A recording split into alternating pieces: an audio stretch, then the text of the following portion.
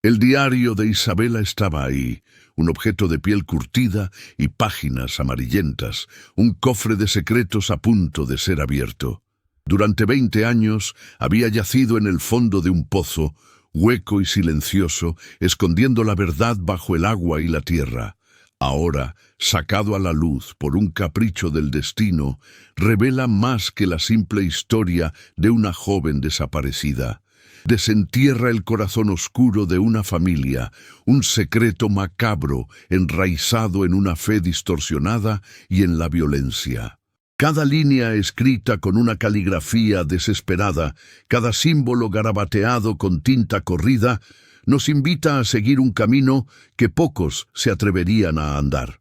La pregunta no es solo qué le pasó a Isabela, sino de qué es capaz un padre en nombre de Dios. ¿Y hasta qué punto el silencio de una comunidad puede permitir que la maldad florezca? El pozo, de donde fue extraído el diario, no es una fuente de vida, sino una tumba de verdades malditas. Es el centro de una historia que aterroriza y fascina, el altar donde se hicieron sacrificios humanos para un santo sediento.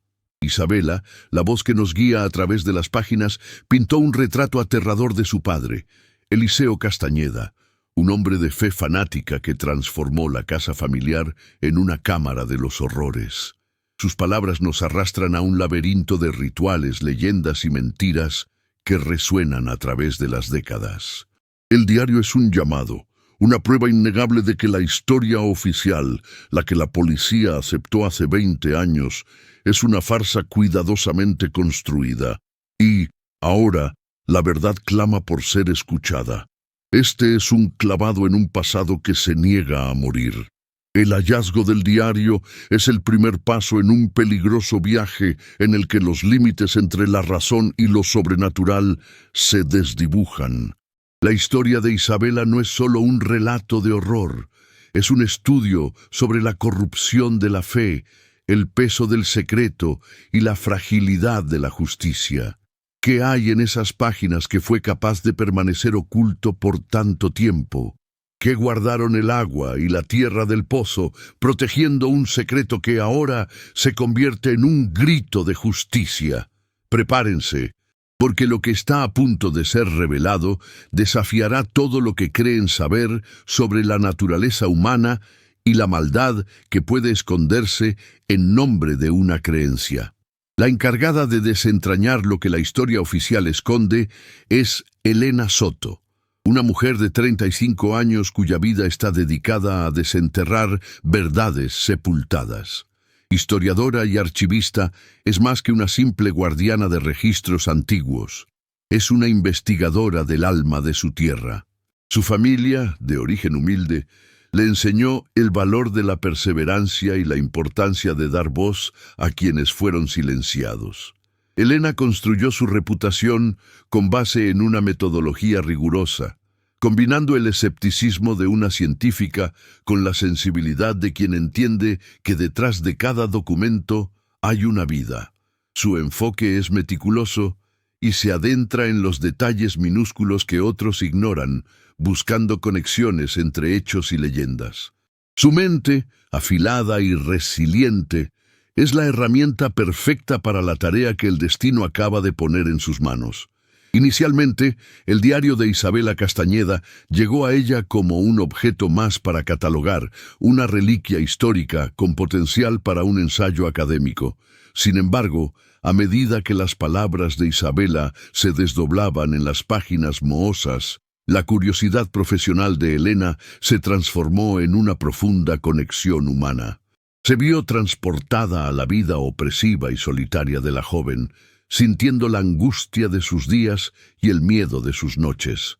La frialdad inicial de su análisis forense dio paso a una empatía creciente, impulsándola a ir más allá de su obligación. Ya no se trataba solo de registrar la historia, sino de buscar justicia para un alma perdida. La fuerza de Elena no reside en la fuerza física, sino en su resiliencia y en la capacidad de ver patrones donde otros ven el caos. La mueve una incansable sed de verdad, que la lleva a cuestionar la autoridad y las narrativas aceptadas.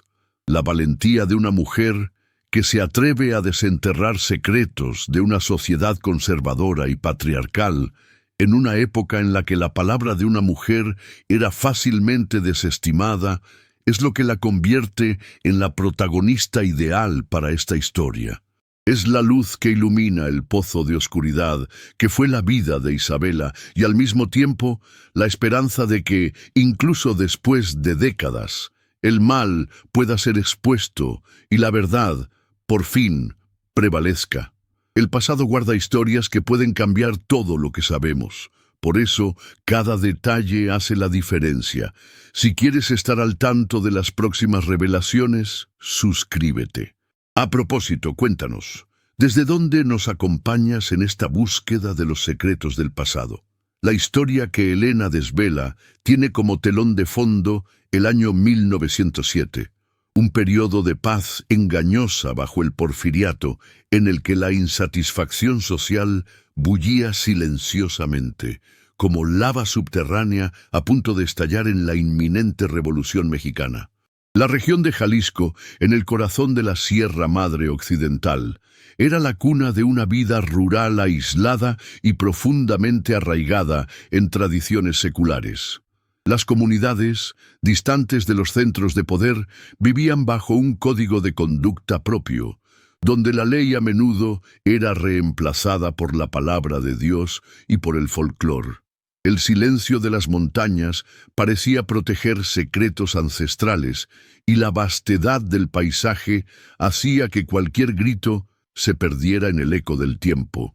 El paisaje de la Sierra Madre Occidental era un personaje en sí mismo, definiendo la vida y la muerte en la región. El clima semiárido, marcado por un sol implacable, transformaba la tierra en un polvo rojizo que se adhería a todo, desde la ropa de los campesinos hasta los muebles de sus casas. La vegetación era rala, con cactus y agaves resilientes salpicando el paisaje seco. Las noches, en cambio, eran frías y misteriosas, bajo un cielo inmenso y estrellado que parecía aún más cercano, ofreciendo una visión de belleza solitaria que contrastaba con la dureza del día. Era un lugar donde el calor del sol prometía vida, pero el frío de la noche recordaba la mortalidad.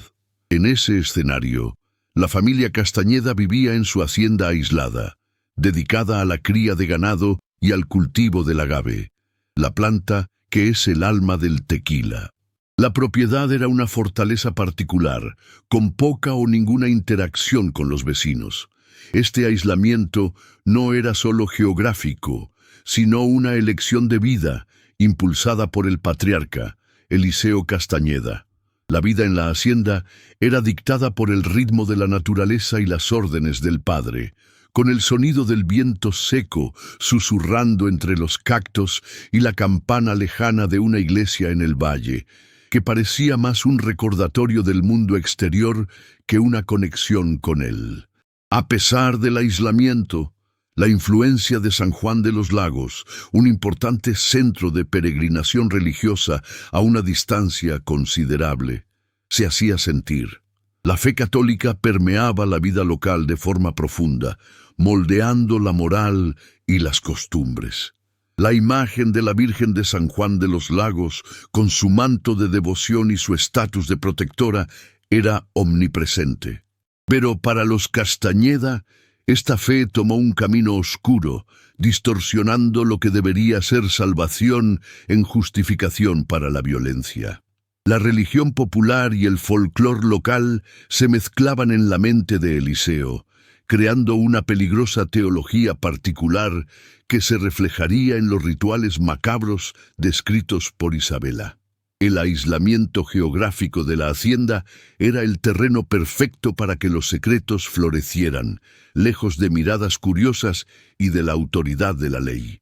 El paisaje vasto y deshabitado ofrecía escondites naturales, y la cultura del silencio, una forma de protección mutua entre las comunidades rurales, impedía que los rumores se transformaran en acusaciones.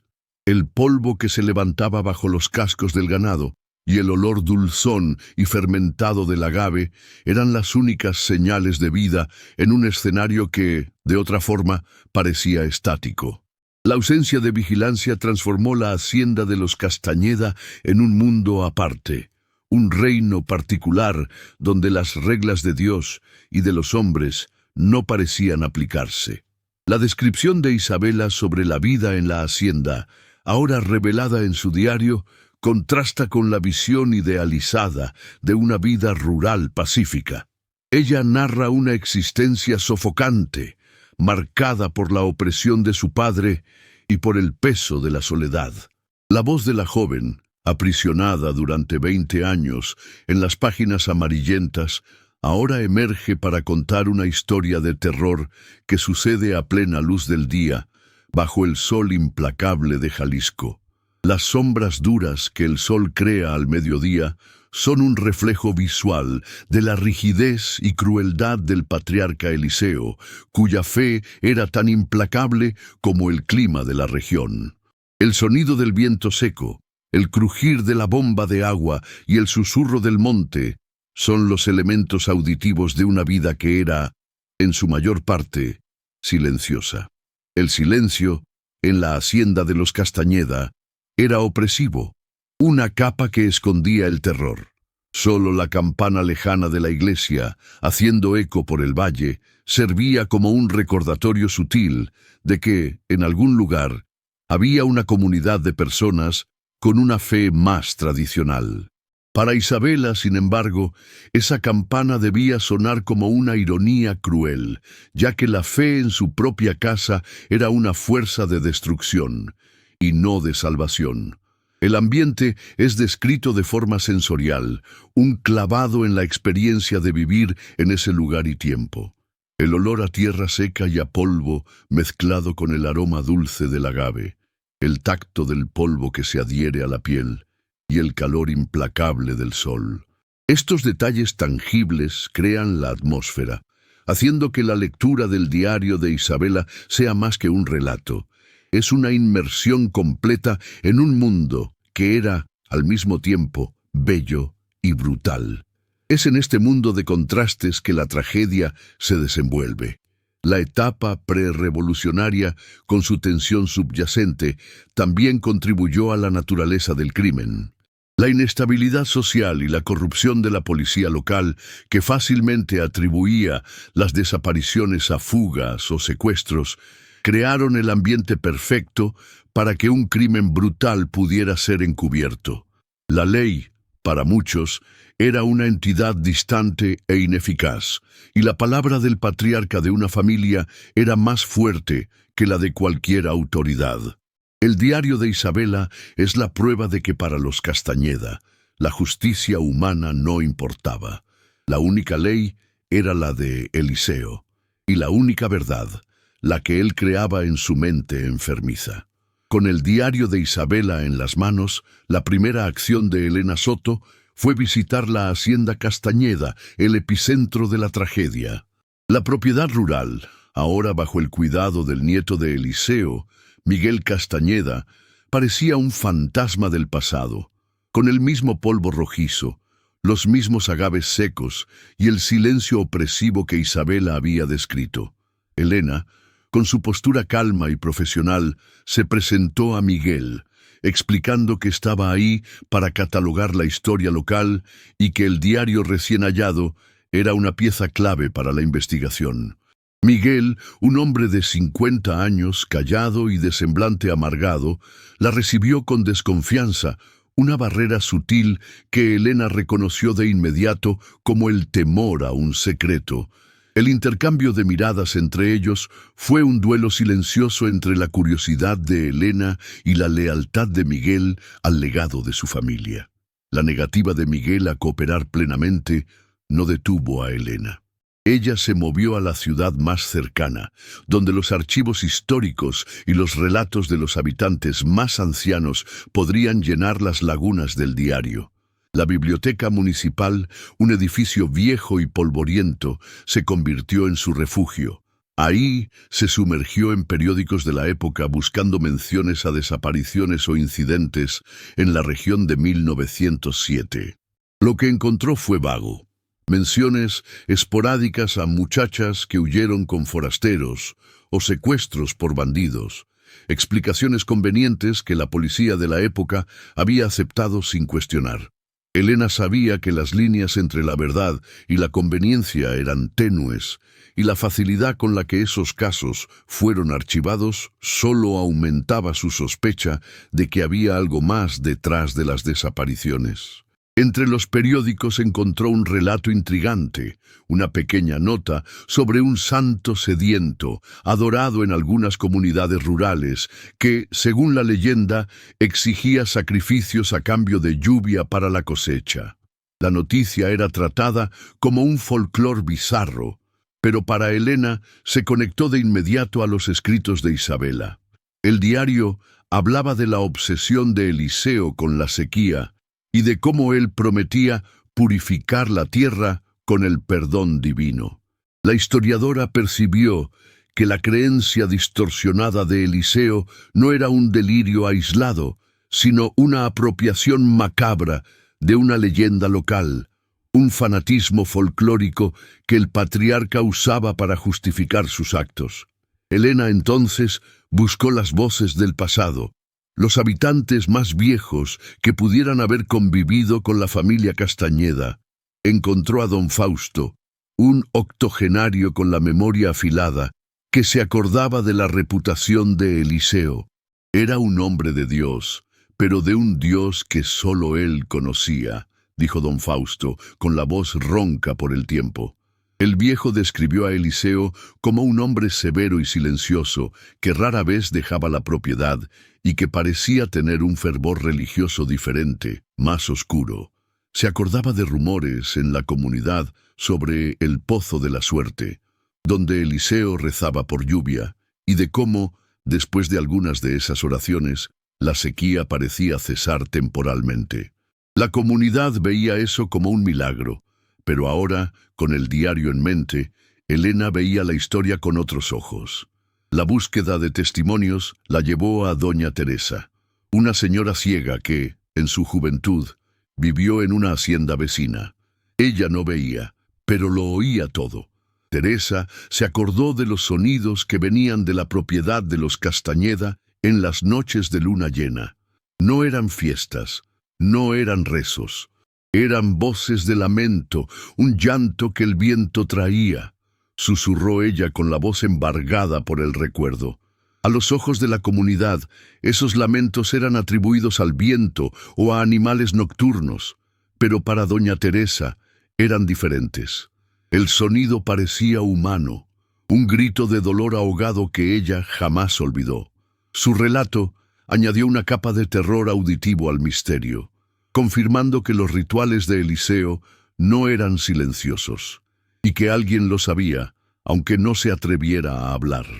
Elena, provista de información de los periódicos y de los relatos de los habitantes, volvió su atención al pozo.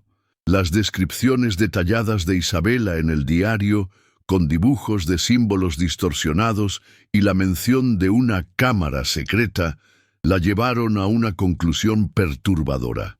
El pozo no era solo un punto de captación de agua, sino un lugar de culto y sacrificio. El pozo de donde el diario fue extraído no era una estructura común, sino algo más complejo. La imagen de un pequeño altar, dibujado con líneas temblorosas en el diario, contrastaba drásticamente con la función utilitaria del pozo. Esta discrepancia aumentaba la urgencia de la investigación y la necesidad de Elena de explorar a fondo la estructura del pozo.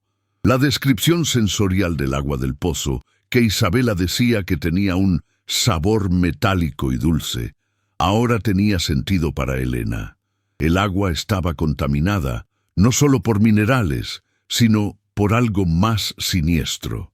La urgencia de la investigación no era solo por justicia, sino para proteger a la comunidad de algo que la afectaba hasta hoy. El pozo, que aún se usaba para irrigación y consumo animal, podría estar envenenando la tierra y la vida. La necesidad de una inspección forense en la estructura se volvió más importante que nunca, y Elena sabía que necesitaba encontrar una forma de convencer a Miguel para que le permitiera acceder a la propiedad nuevamente. A cada nuevo hallazgo, la narrativa del diario se volvía más tangible. Los dibujos de Isabela de figuras distorsionadas, que ella llamaba el santo sediento, ganaban una nueva luz. No eran solo dibujos de una mente perturbada, sino la representación visual de la creencia fanática de su padre.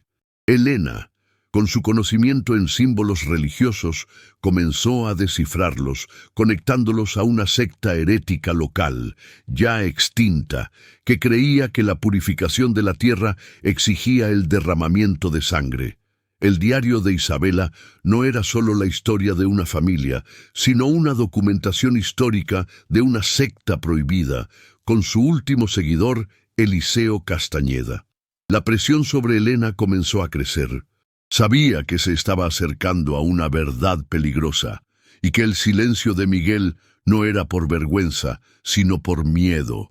El recuerdo de las leyendas sobre el santo sediento y la conexión con la secta herética la hizo cuestionar si lo que Eliseo hacía era solo un ritual, o si realmente creía estar sirviendo a una entidad. La línea entre el crimen de un asesino en serie y el fanatismo religioso se volvía cada vez más tenue, y la pregunta de Elena era, ¿qué veía Eliseo cuando realizaba sus rituales? ¿Era solo la locura de un hombre, o la manifestación de algo más antiguo y oscuro? La investigación de Elena Soto se convirtió en una carrera contra el tiempo, una búsqueda no solo de justicia para Isabela, sino para desenterrar la historia de todas las otras muchachas que desaparecieron. El trabajo de Elena, meticuloso y apasionado, estaba deshaciendo el tejido de mentiras que por tanto tiempo mantuvo la verdad escondida. A cada testimonio, a cada documento, a cada nota del diario, el terror del pasado se volvía cada vez más presente, y el peso de la historia era demasiado pesado para ser ignorado. Con cada nueva información, el retrato de Eliseo Castañeda se volvió más aterrador. No era un hombre de violencia aleatoria, sino un hombre de propósito que utilizaba su fe como un arma para manipular a su familia y a la comunidad. El diario era la prueba de su meticulosidad, la documentación de su locura. El pozo, el agua, la tierra y el cielo estrellado de la Sierra Madre, todos los elementos de la naturaleza, se volvieron cómplices involuntarios de un crimen que, por 2 décadas, fue negado y olvidado. Elena sabía que la verdad estaba ahí, en el fondo del pozo, y que ella era la única persona dispuesta a zambullirse para encontrarla.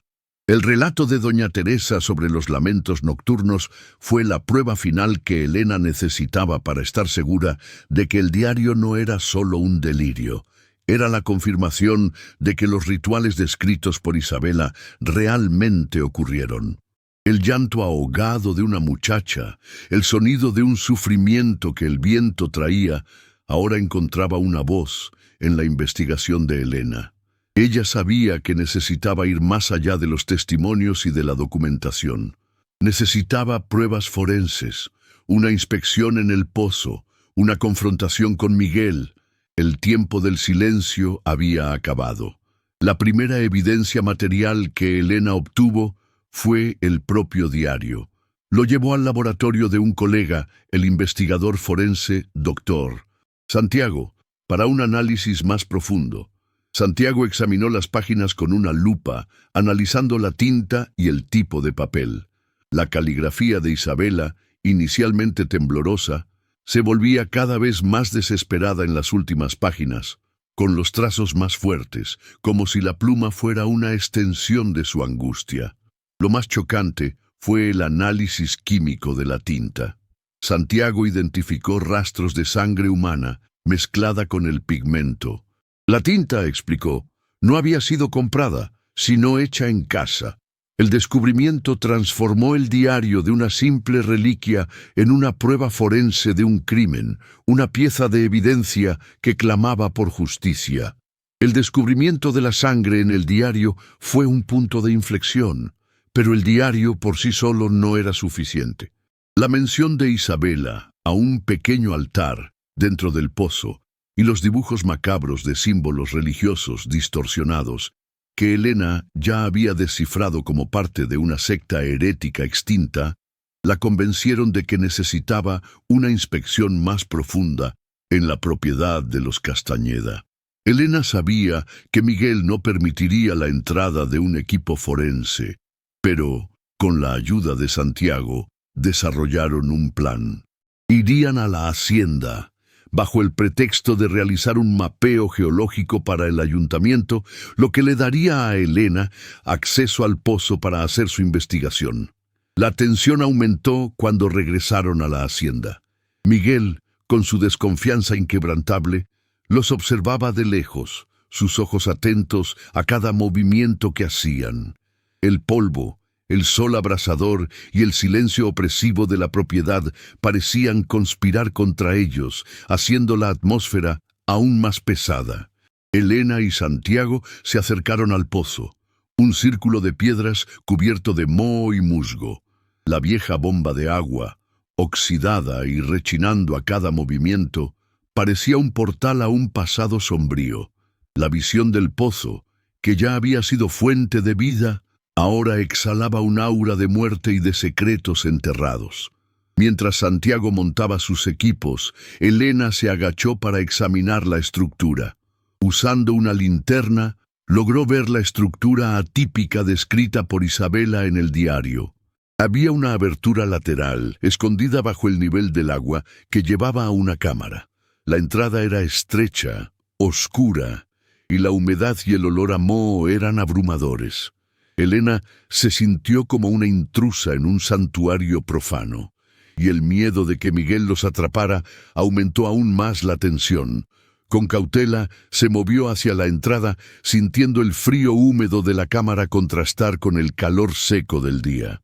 Dentro de la cámara el aire era denso, y la oscuridad era casi total. Con la ayuda de la linterna, Elena vio lo que tanto buscaba, el pequeño altar descrito en el diario. Era una estructura de piedras rústicas, con incrustaciones de símbolos que Isabela había dibujado. Alrededor del altar había un montón de huesos de pequeños animales mezclados con otros objetos. La escena era macabra, una yuxtaposición bizarra de fe y violencia. Pero el descubrimiento más perturbador fue un pequeño trozo de tela pegado a una de las piedras que Elena reconoció como el patrón de un vestido de muchacha de la época. El corazón de Elena se disparó. El diario no era una invención, sino una documentación de crímenes reales. Mientras Elena examinaba la cámara, oyó pasos afuera. Era Miguel, acercándose al pozo con una expresión de furia en el rostro. No necesitaba explicaciones. La presencia de ellos ahí ya era una afrenta a su silencio. «¿Qué hacen aquí?», gruñó, la voz baja pero llena de amenaza. La tensión alcanzó su punto máximo. Elena supo que necesitaba ser rápida y en un movimiento instintivo tomó un pequeño trozo de hueso que estaba cerca del altar y lo escondió en su bolsillo. Era una evidencia crucial, una prueba que podría cambiarlo todo. De vuelta en el laboratorio, Santiago analizó el trozo de hueso. Era un hueso pequeño y frágil, mezclado con tierra y moho. El análisis preliminar reveló que no era de un animal, sino de un humano, perteneciente a una falange. El descubrimiento confirmó lo que el diario de Isabela había sugerido. El pozo no era solo un altar, sino una tumba. La presencia de huesos humanos mezclados con los de animales era una evidencia innegable de que los rituales de Eliseo no eran solo simbólicos, sino brutales y asesinos.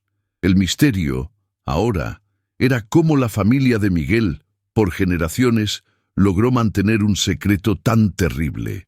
La confirmación de la presencia de huesos humanos levantó la cuestión de cuántos cuerpos habría en ese pozo. Elena reexaminó los registros de desapariciones que había encontrado en la biblioteca. A partir de los detalles proporcionados, logró identificar al menos a otras 3 muchachas que habían desaparecido en la región en el mismo periodo. La policía de la época, sin investigar, atribuyó los casos a fugas. Pero ahora, con la nueva evidencia, Elena sabía que los crímenes de Eliseo no eran un incidente aislado, sino una serie de asesinatos rituales. La búsqueda de Isabela se transformó en una búsqueda de todas las muchachas que desaparecieron.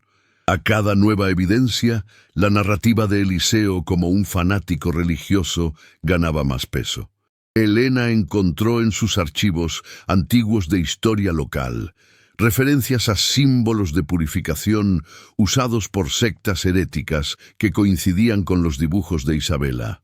La secta, que creía que la prosperidad de la tierra era garantizada por el sacrificio de almas impuras, ofrecía una explicación para la sanidad de Eliseo, una sanidad enfermiza. La locura de Eliseo no era una psicosis aislada, sino una manifestación de una creencia antigua y maligna, que se convirtió en un terror folclórico. El enfrentamiento con Miguel en el pozo sirvió como un catalizador. Su silencio, antes interpretado como desconfianza, ahora parecía el peso de la culpa. Elena sabía que Miguel, el nieto de Eliseo, era un guardián silencioso de los secretos de su familia, y que el terror que ella sentía era el reflejo del de él. Su evasión y su postura protectora de la propiedad no eran por amor, sino por miedo a lo que la verdad podría revelar. Necesitaba más pruebas, algo que Miguel no pudiera negar. La búsqueda de otras evidencias los llevó a un viejo cobertizo en la propiedad. Ahí, en un rincón polvoriento, encontraron una caja con objetos personales de Isabela. Sus ropas, un broche de plata y, lo que era más importante, una carta que ella nunca envió, dirigida a un primo en la capital. La carta era un grito de auxilio en la que la muchacha describía la paranoia de su padre y el santo que él servía. La carta confirmó el diario y añadió una capa de desesperación a la historia. El olor a moho y polvo en el cobertizo, el tacto de la cubierta de cuero áspera del diario y el frío húmedo dentro de la cámara del pozo, todos los elementos sensoriales se mezclaban en la mente de Elena. Estaba inmersa en un mundo de secretos, y el peligro parecía cada vez más cercano. A cada paso sentía que no estaba solo investigando un crimen del pasado, sino que se estaba acercando a un presente que Miguel se esforzaba por esconder. La presión sobre Elena era inmensa. Sabía que estaba yendo contra la tradición, contra el silencio de una comunidad y contra la voluntad de Miguel. Se estaba convirtiendo en una amenaza, y a cada nuevo hallazgo, el riesgo de su trabajo aumentaba. La historia de Isabela no era solo una investigación, sino una lucha por justicia, una batalla contra la omisión y el mal que se esconde en nombre de Dios. El descubrimiento de huesos humanos, las menciones a otras desapariciones y la confirmación del diario como una prueba forense transformaron el caso en algo mucho más grande que un simple crimen familiar. Era un caso de terror folclórico, una secta que aún resonaba en una comunidad rural, un pasado que se negaba a morir. Y Elena, la historiadora, se estaba convirtiendo en la única voz capaz de gritar la verdad.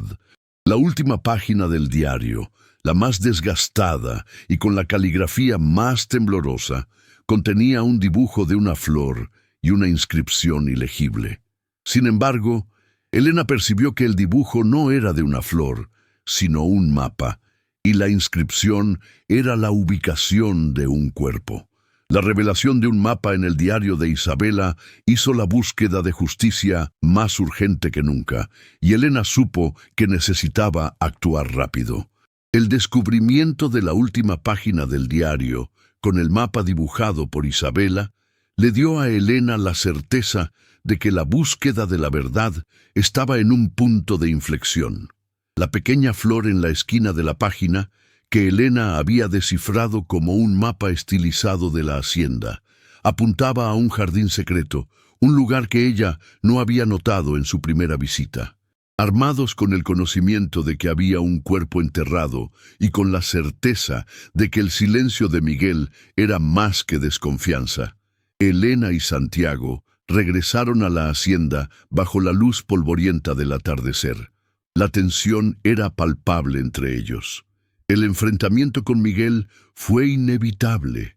Lo encontraron cerca del establo, arreglando una cerca.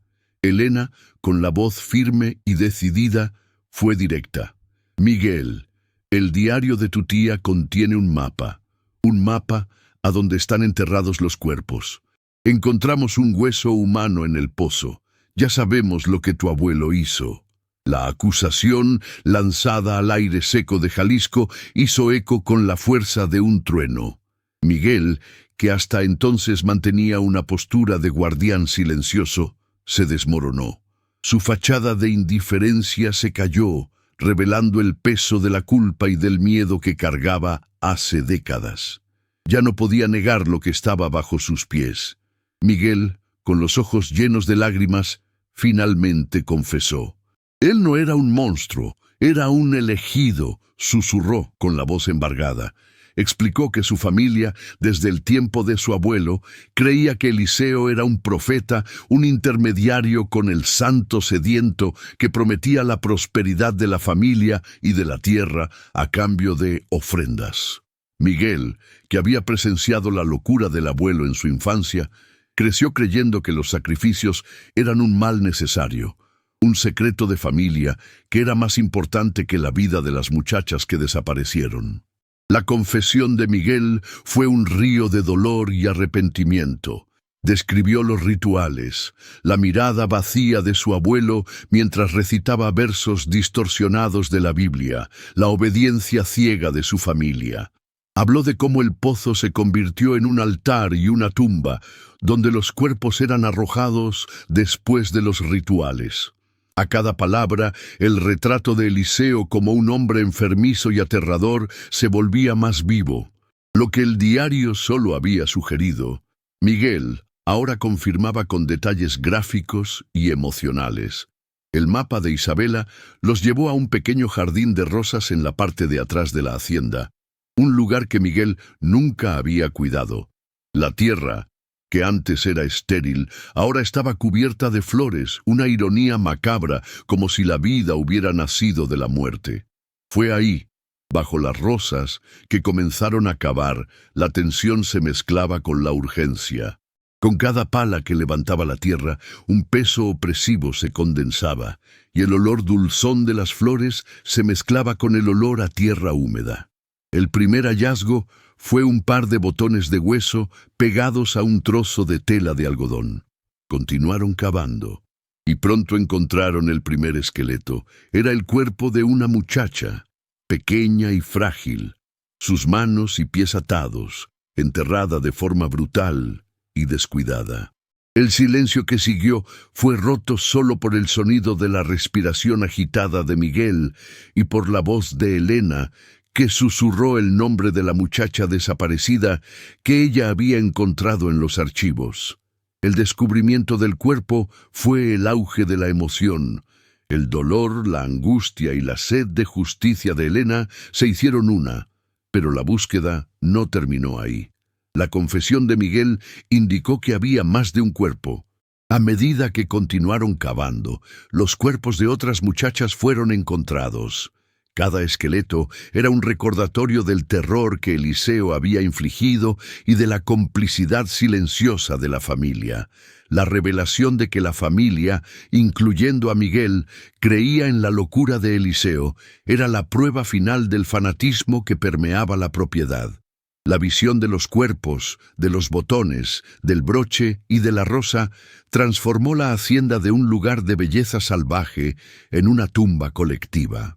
El polvo que antes era solo polvo, ahora parecía cenizas de vidas perdidas. El sol que antes era implacable, ahora parecía un reflector que iluminaba la oscuridad del crimen. El clímax no fue solo el descubrimiento de los cuerpos, sino la revelación del peso moral y psicológico que Miguel cargaba y la desesperación de una familia que se perdió en su propia fe distorsionada. La confesión de Miguel y el descubrimiento de los cuerpos colocaron a Elena en una posición de poder. La historiadora, que era vista como una simple archivista, ahora se convirtió en la voz de la justicia. Tenía en sus manos la prueba forense, el testimonio de un cómplice y la ubicación de los cuerpos. Su búsqueda ya no era una investigación, sino una misión de sacar a la luz la verdad que por tanto tiempo estuvo escondida. El final de la narrativa se acerca, pero la tensión permanece.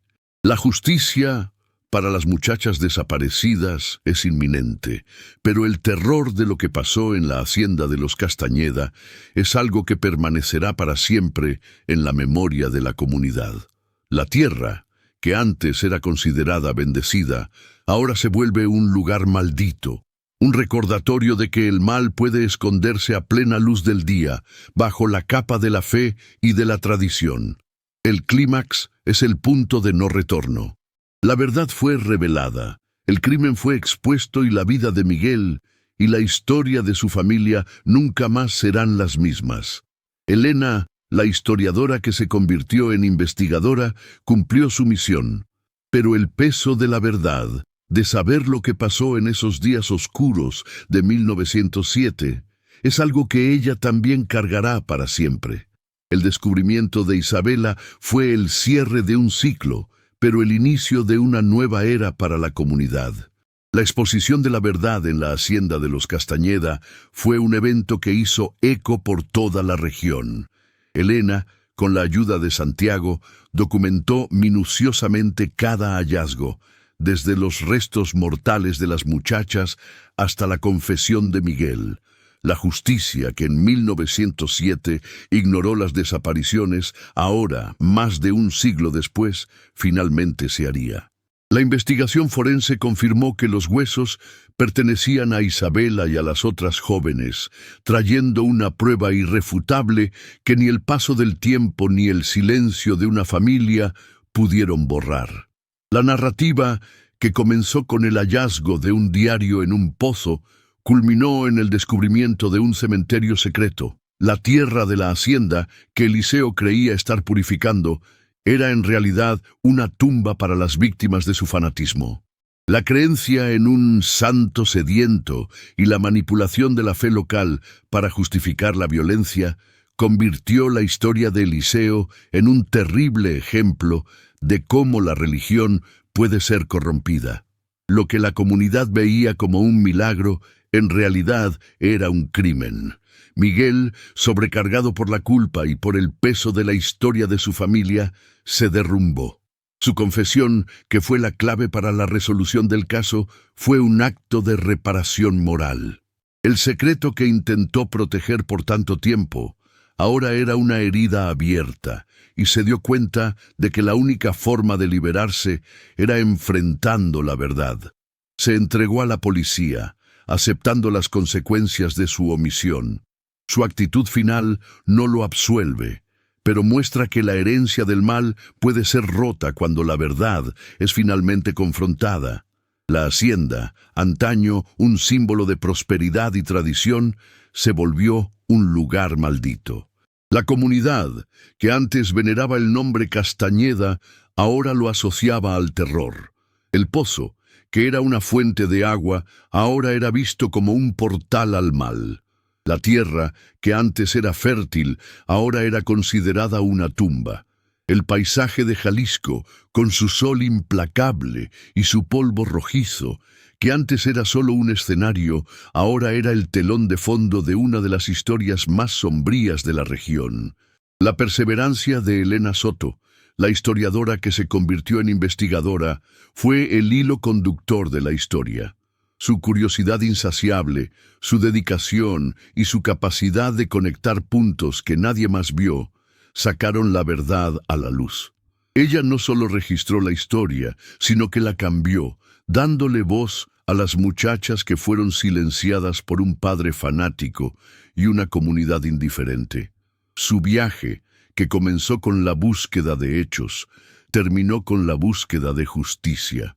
El descubrimiento del diario de Isabela no solo resolvió un crimen, sino que también reveló la importancia del registro histórico. El diario, escrito con sangre, fue el único registro del terror que pasó en la hacienda. Las páginas mohosas y la caligrafía temblorosa fueron la única prueba que Elena tenía de que algo sombrío estaba pasando. El valor de la historia, no solo como una serie de fechas y hechos, sino como un registro de experiencias humanas, fue el punto central de la historia. La reflexión final es sobre el peso del silencio. La comunidad de Jalisco, que por tanto tiempo ignoró los rumores y aceptó las explicaciones de la policía, es un recordatorio de que el mal prospera en el silencio. La omisión, la indiferencia y el miedo a confrontar la verdad crearon el ambiente perfecto para que Eliseo cometiera sus crímenes. La historia de Isabela y de las otras muchachas es un llamado para que las comunidades nunca más se queden calladas ante la injusticia. La lección final es sobre la corrupción de la fe. La historia de Eliseo Castañeda es una prueba de que la fe, que debería ser una fuente de esperanza y amor, puede ser distorsionada en algo maligno. El fanatismo ciego y la creencia en una salvación que exigía la muerte de inocentes es un recordatorio de que la fe, cuando es llevada a extremos, puede volverse una fuerza de destrucción. El santo sediento de Eliseo no era un ser divino, sino la manifestación de su propia locura. La justicia para las muchachas de Jalisco finalmente fue alcanzada, y la historia de ellas no será más olvidada. La hacienda de los Castañeda, que antes era un lugar de secretos, ahora es un memorial de la verdad. La historia de Isabela y su lucha para que la verdad fuera encontrada son un testimonio de su valentía y resiliencia. El diario, que fue su grito de auxilio, ahora es su legado. Este caso, como tantos otros, nos recuerda que el pasado aún guarda secretos. Si quieren seguir al tanto de nuestras próximas investigaciones, suscríbanse y activen las notificaciones para no perderse ningún capítulo.